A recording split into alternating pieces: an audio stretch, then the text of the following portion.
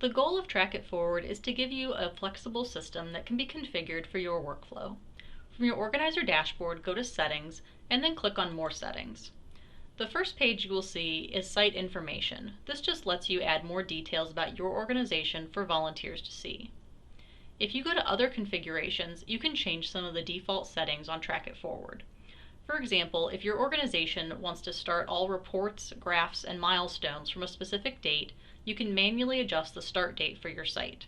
Any historical hours are still saved in the system, but they will not be reflected in the volunteers' total. Essentially, your site will look brand new.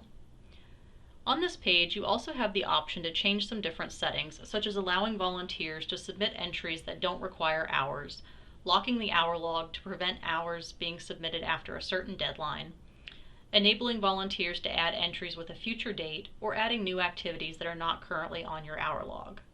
You also have the option to customize the label if you don't like the default titles in Track It Forward. Some organizations may also like to disable the notes section, so volunteers don't have the option to write a note to the organizer when they submit hours.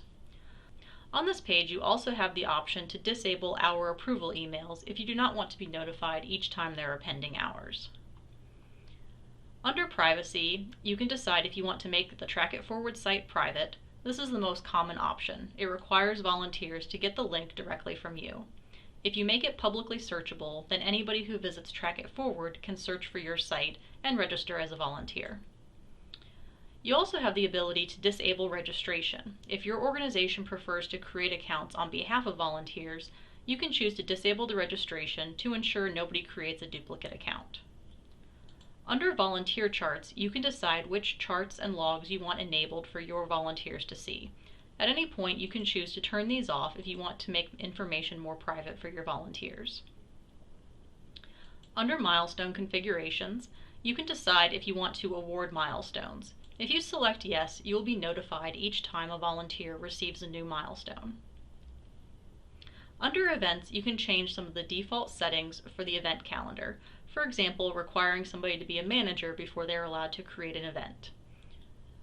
Under Email Templates, you can create a custom message to use as the invitation email for new volunteers.